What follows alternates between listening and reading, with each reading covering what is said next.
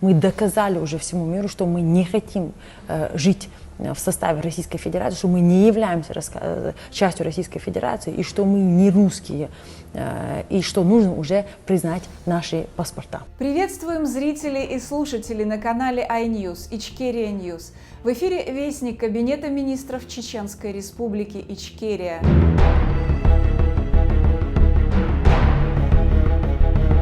7 декабря в Чикаго, США, состоялась международная конференция по теме «Конец империи», на которой выступила заместитель министра иностранных дел Чеченской Республики Ичкерия Асет Сап. В конференции принял участие президент антиимперского блока народов Олег Медуниця, председатель комитета Северного Кавказа и председатель Международного Совета черкесов Ияд Югар, политики, ученые и общественные деятели из США и Канады, а также лидеры национально-освободительных движений порабощенных Россией народов, представители бурятских, башкортских, черкесских, ойрат-калмыцких национально-освободительных организаций. Сегодня в Чикаго прошла конференция на тему «Конец Российской империи». В этой конференции приняли участие участники со всего мира, эксперты, политики, политологи, дипломаты. И основной целью этой конференции было донести до американской общественности и до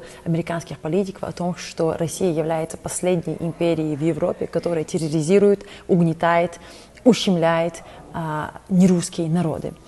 Мы же, естественно, тоже приняли участие в этой конференции как официальные представители Чеченской Республики Ичкерия.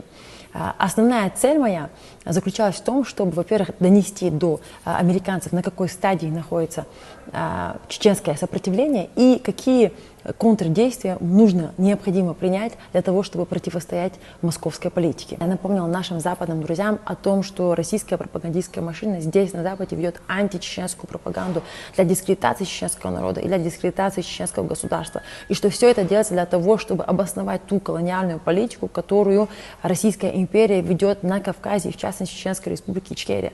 Несмотря на то, что эти последние 30 лет русские представляют нас, чеченцев, здесь, на Западе, как террористов, бандитов и сепаратистов, чеченское государство, в отличие, кстати, от Российской Федерации, было сформировано демократическим путем и в полном соответствии с нормами и принципами международного права.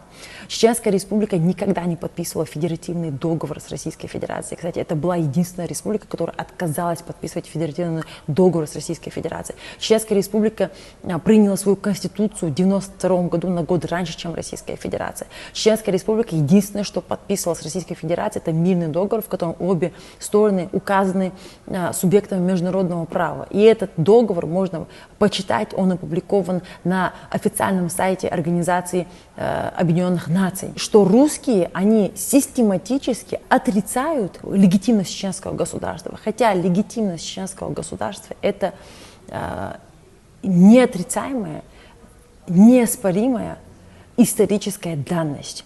И я сказала, что американцам необходимо уже перестать смотреть на Чеченскую Республику через русскую призму, перестать смотреть на Кавказ через русскую призму. И что когда они говорят о понятии, о территориальной целостности Российской Федерации, что нельзя туда, в это понятие вписывать Чеченскую Республику. Почему? Потому что Чеченская Республика никогда не была частью Российской Федерации. Далее, что касается стадии сопротивления чеченского, я озвучила, что правительство Чеченской Республики Ичкерия под руководством Ахмеда Закаева прилагает все усилия для деоккупации Чеченской Республики Ичкерия, что Украина поддерживает правительство Чеченской Республики Ичкерия, что наше официальное представительство находится в Киеве, что премьер-министр Чеченской Республики Ичкерия большую часть своего времени проводит в Киеве, что на постоянной основе в Киеве также находится и министр обороны Чеченской Республики Ичкерия, что вооруженные силы Чеченской Республики Ичкерия под командованием полковника Абдулхакима Ажиева воюют на территории Украины против русских оккупантов, что с 2014 года на территории Украины с украинцами против русских оккупантов и воюют наши добровольческие батальоны, батальон имени Шейха Мансура и батальон имени Джахара Дудаева. И эти аспекты очень важно было озвучить. Почему? Потому что здесь, в Америке, да, не все знают, что наши воины уже еще с 2014 года воюют в Украине против русских оккупантов. На конференции был затронут вопрос о том, как противодействовать московской политике. Я же сказала, что необходимо вернуться к истокам проблемы. Путинский режим сформировался, используя чеченскую карту. И признание чеченского государства есть начало конца путинского режима. Если международное сообщество признает оккупацию чеченского государства, как это, к примеру, признала Украина в 2022 году, то Российская империя пойдет как карточный домик. Далее было подчеркнуто о необходимости выстраивания дипломатических отношений с Чеченской Республикой Ичкерия. Почему? Потому что это реально облегчило бы жизнь и нашим военным, которые воюют против русских оккупантов в Украине, и нашим чеченским дипломатам. Выстраивание дипломатических отношений также означает и признание чеченских паспортов. Сегодня наши военные не могут передвигаться свободно из-за того, что не признаются чеченские паспорта. То же самое касается и наших чеченских дипломатов.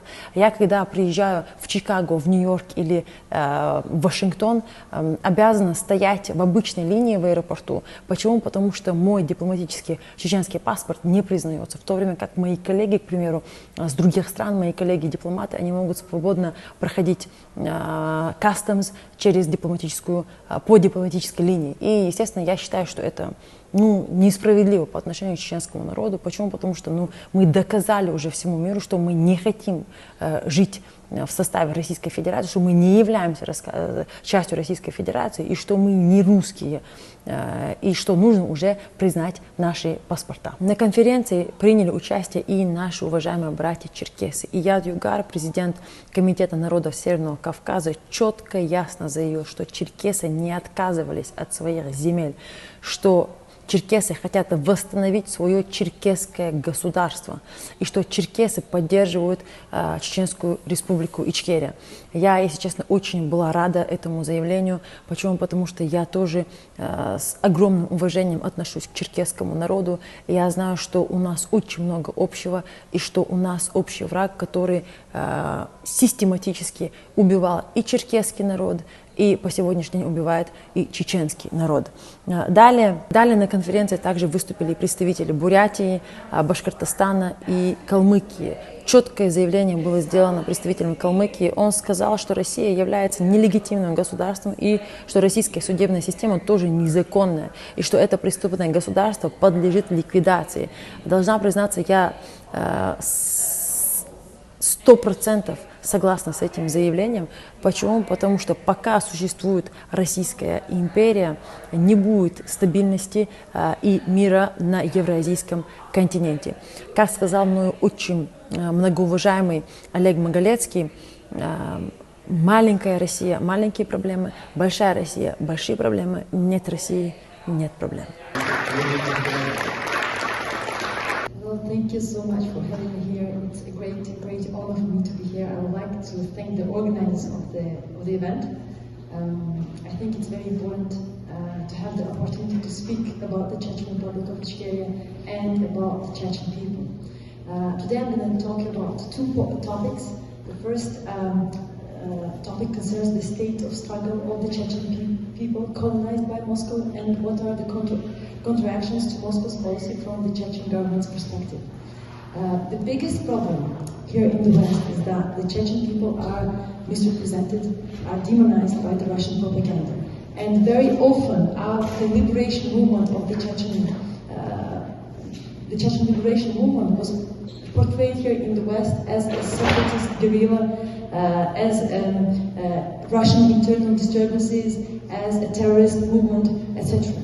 But this is completely wrong, and the Chechen liberation movement is not a separatist guerrilla, because we were never part of the Russian Federation. Separatist means, it's a French word, séparé, means you are separating from a state. We were never part of the Russian Federation. In fact, we adopted the declaration of the Chechen sovereignty in 1990 in full conformity with the USSR legislation at that time, and in full conformity with the norms and principles of the international law. The Chechen Republic of Ichkeria never signed the federal treaty with Russian Federation. In fact, the Chechen Republic was the only republic that never signed the federal treaty with the Russian Federation. The Chechen Republic of Ichkeria adopted its democratic constitution in 1992, 1 year earlier than the Russian Federation. And the war, actually, the first Russo-Chechen war started when Yeltsin included into the Russian constitution Chechnya as a subject of the Russian Federation. And that's the moment where Dzhokhar Dudayev, the president of the Chechen Republic of Ichkeria, said, no, we're not part of the Russian Federation. So this is very important to understand. And the Russians that are in Kremlin and Russians, the so-called Russian liberals, deny the existence of the Chechen state. And why they deny it is because they want to preserve the Russian Empire. So although Russians portray Chechens as bandits and terrorists, Chechnya's democratic path to sovereignty was paved in full accordance with the international law, and I think it's very important to remember that. Not only that, in 1997, the Chechen Republic of Ichkeria and the Russian Federation signed a peace treaty, and this peace treaty is published on the website of the United Nations. In this treaty, both sides are identified as the subjects of the international law. In fact, a professor from Illinois University, Chicago, Francis Boyle, published a very interesting article that you can find easily on academic databases, that by signing the peace treaty with Chechnya, the Russian Federation de facto recognized the sovereignty of the Chechen Republic of Ichkeria. And he thinks, in his article, he's saying that he thinks that other states and other organizations international organizations should do likewise recognize the Chechen Republic of Ichkeria as a sovereign state. Of course, this treaty, the peace treaty, is the topic that the Russian liberals and the Russians from Kremlin, although I find it a little bit difficult to distinguish them because for me it's the same, they try to hide the existence of this peace treaty. In fact, the Prime Minister of Chechen Republic of Ichkeria, Ahmed Zakayev, he wrote excellent books. The first one is Subjugate and Exterminate, and the second one is Russia, Chechnya, West, from 2000 to 2006. And these two books are about all political processes that took place in Chechnya after the declaration of independence. And in these books, we can clearly see that the legitimacy of the Chechen state is undeniable, and he talks about and the legitimacy of the Chechen state and all the historic and political processes that took place. And these books are actually available in most libraries of the top universities, world universities. So, what is the state of our resistance in 2025, at this very moment? The government of Chechen Republic of Ichkeria is fully functioning. Our state has an official representative office in Kiev. The Prime Minister of Chechen Republic of Ichkeria, Ahmed Zakayev, spends most of his time in Kiev. The Minister of Defense is permanently based in Kiev, the Minister of Defense of the Chechen Republic of Ichkeria. The armed forces of the Chechen Republic of Ichkeria, led by Commander Abdul Hakim Ajiyev, are fighting in Ukraine against Russian occupiers. The Chechen volunteer battalions, the Sheikh Mansour battalion and the Dzhokhar Dudayev battalion have been fighting in Ukraine against Russian occupiers since 2014. Recently, through the joint efforts of the Verkhovna Rada of Ukraine and the Chechen government, a conference was organized in Kiev where it was clearly stated that the Chechnya and the North Caucasus should no longer be viewed by the West as subjects of Russia, but as a key strategic actor, essential for strengthening security in Eastern Europe. So it's very important to stop looking at the North Caucasus and at Chechnya through Russian lenses. Now, what are the counteractions to Moscow's policy? There is one very important thing. Putin came to power by using war in Chechnya. Chechnya is the Achilles heel of Putin's regime. If Putin had been stopped in Chechnya 20 years ago, there would be no war in Ukraine today. To end Putin's regime, it is important to address the root of the problem, and the beginning of the end for Putin starts with the recognition of Chechnya. To weaken Putin's regime, the West must recognize the occupation of the Chechen Republic of Ichkeria as Ukraine recognized in 2022. Western countries should recognize the Chechen government led by Ahmed Zakayev as the only legitimate government. And it would be also very important to recognize the Chechen passports and the passports of the Chechen diplomats. You see, when I am in the airport and I see my colleagues, diplomats from other countries, using the diplomatic line to pass through the customs, I feel very, I can't say sad, but I would love to use the same line. And I think it's important to recognize the Chechen Republic of Ichkeria, because we have fought for it for 30 years, and we have proven to the entire world that we don't want to be part of the Russian world, and we don't want to be part of Russia, and we're not Russians. Also a very important point, talking about Russian liberals. Russian liberals play a crucial role in promoting the Kremlin's imperialist policy of subjugate and dominate. They seek to preserve the status quo of the Russian Empire. They refuse to engage in debates or discussions about the independent Chechen state, which clearly shows that they too have an imperial agenda, and I urge Western countries not to accept the imperialist vision promoted by Russian liberals. When Western countries make decisions about policies concerning Eastern Europe, I think it's important to include the Chechen government in these discussions. We're open to debates with the Russian liberals on the legitimacy of the Chechen state, and we're ready for public debates. So far, Russian liberals have been promoting an imperial agenda that grants democracy for Russians and colonialism for non-Russians. In other words, in a more vulgar way to say it, the entire cake is for Russians and nothing for non-Russians. This agenda offers no solution for Eastern Europe. Simply switching tsars in the Kremlin will not change the imperial nature of the state, and Russia will continue to pose a threat to international security.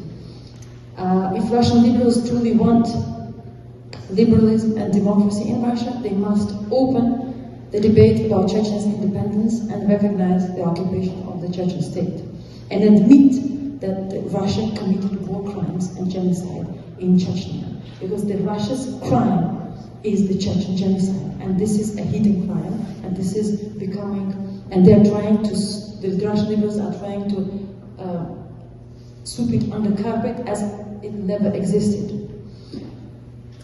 And lastly, dear ladies and gentlemen, we're approaching December 31st, New Year's Eve.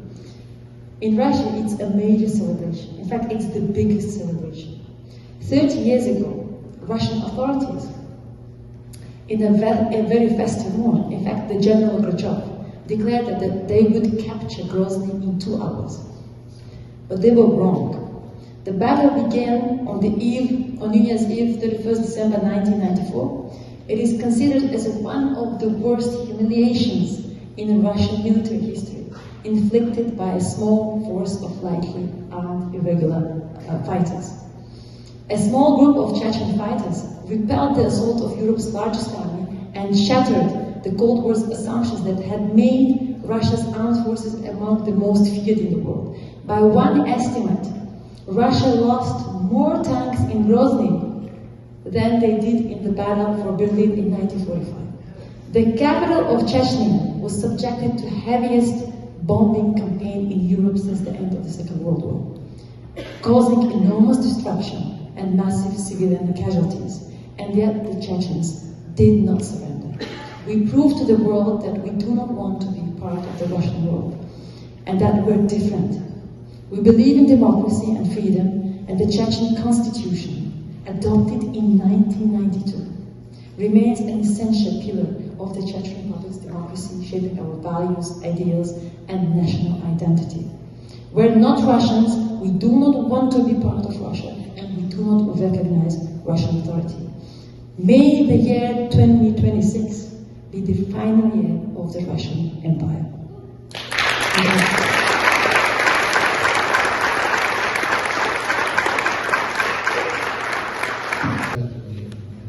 New York City and in Washington, D.C.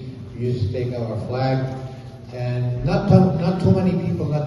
Ukrainian knew who the Circassians are or had a good idea about their history. And I wanted to thank you, Lucas, for the map. Circassia is a part of the North Caucasus. It's about 65,000 square kilometer. It has the longest shoreline in the Black Sea. And with a population at the time in the 19th century of about 2.5 million people, they had been independent people. They ruled their own land. They are brothers to the Chechens, the English, and the Dagestanis. We share the same culture, same traditions, different languages, but come originally from the same origin in many different ways.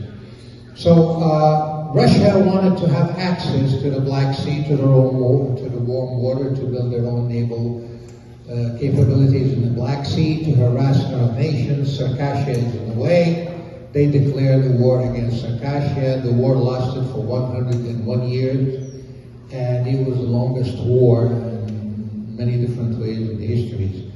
Circassian population lost about 90% of its population between expelled and killed, drowned in the Black Sea, but also the Russian Empire put in 2 million soldiers in the process. They could not defeat us. We went to Europe, we went to England, we went to France, we went to the Ottoman Empire. They did not give us the support we needed to have in order to protect the coastline of Circassia, to prevent the Russians from getting to the warm water. The coast of Circassia was lost, Circassia was gone, and the Russians started penetrating, building their own capabilities in the Black Sea, and that's where the Russian Empire increased its evilness in exponential way since then until now. And what we see in Ukraine today is part of this empire's evilness after they were able to become the empire that they had become. The population after that scattered throughout the world. Only 10% of Circassians remained in Circassia. If you look at the green light here, at the green color here, that used to be the population of Circassia. Today it's less than 10% of that in the North Caucasus. The rest of them are in Turkey, Europe, Israel, Syria, Jordan, and the United States. 90% of our people are outside our land. I am a fourth generation Circassian living outside Circassia. My great-grandfather actually, they were expelled to Bulgaria, from Bulgaria to the Ottoman Empire, from the Ottoman Empire to the Middle East, first in Israel, then in Syria, then in Jordan, and then in the United States. So we have about 5 or 6 different generations who were moved from one country to another, but we kept the tradition, we kept the identity, and we are trying today to rebuild what is left of our nation. Russia's policy since the Tsarist time, since that time until today, passing through the Soviet Union, is Circassia without Circassians. They allow today people to repatriate and to live in the North Caucasus, in the Circassian territories that carry the valleys, the rivers, the mountains. Everything today is a Circassian name, but Koreans, Chinese, Armenians, Greeks, any nationality is allowed to go back and settle in the North Caucasus in our land, and we are not allowed to repatriate. But we kept the identity and we carried the torch, like they say, and we are here today to re-establish statehood, to recreate the state of Circassia, and to control the Black Sea as much as possible, at least from the coast of Circassia, to help defeat the evilness of the Russian Empire.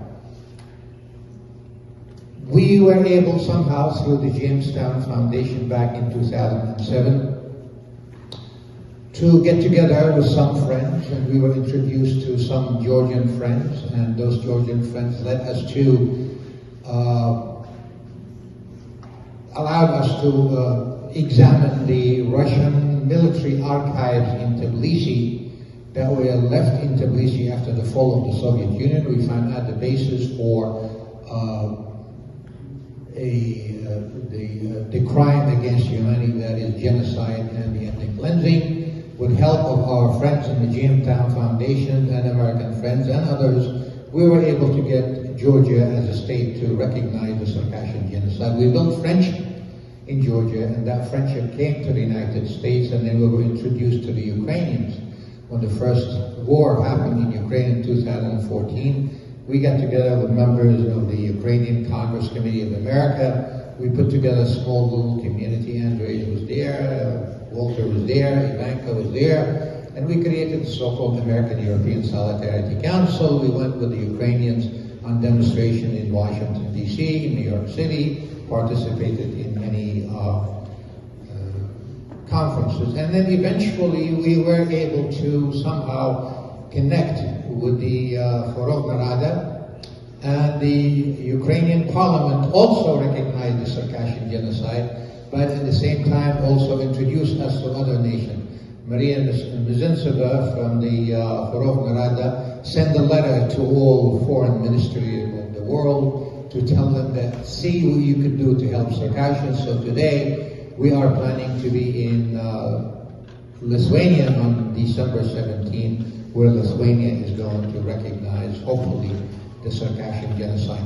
The issue here is raising awareness, cooperating with our nations who are oppressed by Russia, and see if we can build a momentum of cooperation, friendship, and working together in order to go to the primitivism theory that Margarita had mentioned, that we can eventually get to a point that if and when this Russian empire collapses, that we can establish a good and strong hold for democracy, freedom, and other things. We went to Kiev at one time, invited by my dear brother, Prime Minister Ahmed Zakayev, the Prime Minister of Chechnya, the Republic of Ishkeria, and we put the idea in Kiev, actually, of creating an entity. We called it the North Caucasus Nations Committee, putting the Circassians, the Chechens, the Dagestanis, and the English all together to work in order to support as much as possible anyone who is suffering from the Russian aggression in Warsaw. A year later, less than a year later, we were able to put the organization together. We have been working on this closely, and that received really a substantial support from European nations and some of the politicians here in the United States. So today it's a very feasible idea. It's a very good thing to happen by the consideration of many, that if the North Caucasus is united somehow, all people of the North Caucasus are united, then we might be able to control that North Caucasus between the Circassians, who are about 8 million people, between diaspora and motherland Circassians, and the Chechens, who are over 2 million people, the Dagestanis, who are about 2 million people. So we are talking about 13 to 14 million people. If we have a connection and unity among us in the North Caucasus, then the future of the North Caucasus will be much better than it is right now. And the reason for Russia to become the evil empire by accessing the Black Sea, that we can reverse that evilness and prevent Russia from accessing the Black Sea, at least from the North Caucasus. Since 2014 until now, it is important for us as Circassian, as North Caucasus people, that Ukraine is victorious in this war. My brother Ahmed Zakayev, who is commanding troops to fight along the Ukrainians, Chechen groups and English groups, and some of the North Caucasus, commanding them to support the Ukrainian fighters to stand against the Russian invasion of Ukraine. It is for us in the Caucasus, we consider it is very important for us to see that Ukraine is victorious in this war, because victory in Ukraine is victory for the North Caucasus eventually. It's victory for the Circassians, the Chechens, the Ingush, and the Dagestanis. And with that, I wanted to mention that one of my good friends also is Oleg Magadinski, who is with the Post-Russia Free Nation Forum. He said something profoundly meaningful in Washington, D.C. one time. And that he said that big Russia, big problems, small Russia, small problems. No Russia, no problems.